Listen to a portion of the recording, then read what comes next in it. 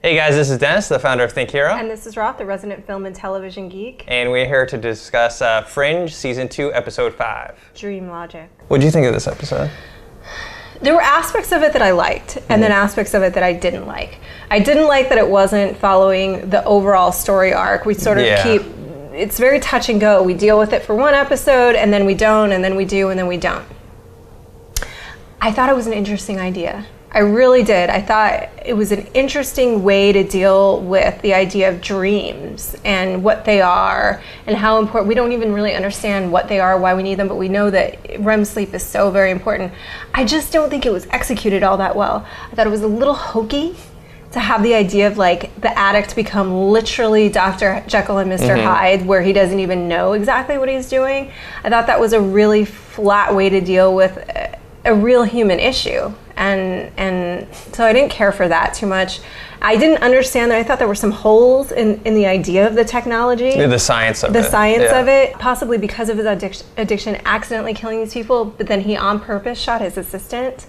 So there were some plot holes too. Yeah. I didn't see how they would become that adrenal fatigued and sleep deprived that quickly. Was it stealing their dreams or their REM sleep? But weren't they having the REM sleep? Yeah, it doesn't really make any sense. Weren't they just transmitting the dreams? How do you steal them out of your head? And I don't see how the exhaustion could just hit that fast and turn your hair white. So there were some holes. I thought it was an interesting idea, but I wasn't crazy about it. Yeah, I thought the episode was okay. Like we always talk about, it's difficult when you have such a good episode last week that deals with the overall story arc of the show itself, and then you have these kind of one-off episodes that really have nothing to do with. So you're looking for like little moments here and there within the episode that pertain to either character development or the overall storyline. And there were some strong moments. I actually really, really, really like Olivia and the bowling instructor. Sam Weiss. Sam Weiss. I like it. It's so.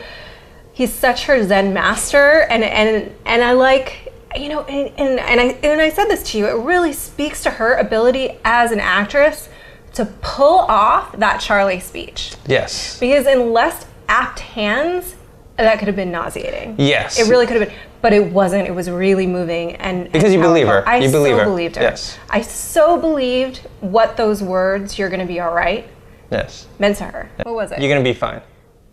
Be fine. And how many times do you just want somebody to tell you that and mean it? Seriously?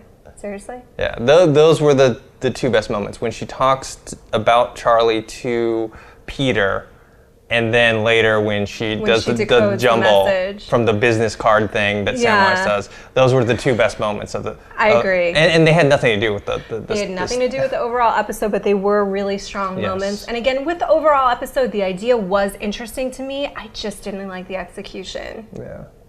Yeah, I thought it was all right. I didn't understand why everyone looked in people's dreams were.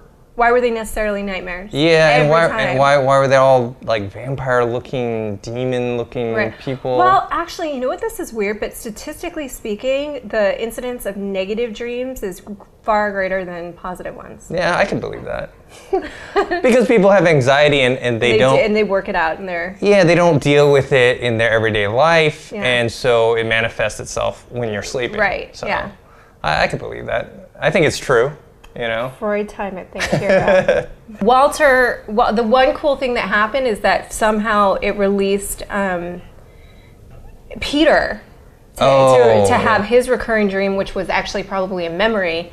Yes, of him getting taken by Walter. Yeah. That does serve the grander plot. But it was so brief. It was so brief, yeah. I really like the show. I think the actors are pretty good, but I feel like they're underutilizing their other characters, and they're more 2D-ish, like Broyles and Nina Sharp and stuff like that. Like the only characters I feel like they've really developed are obviously Olivia, Peter, and Walter, and to a lesser degree, Charlie was a little more developed. He was more than Nina or Broyles. But the rest of the characters all are kind of plot devices that serve the... Well, I mean, on a given time, that might be, I mean, these are rich characters to dive into. I think that's one of the show's strengths, and there's only so much time to give each one of them.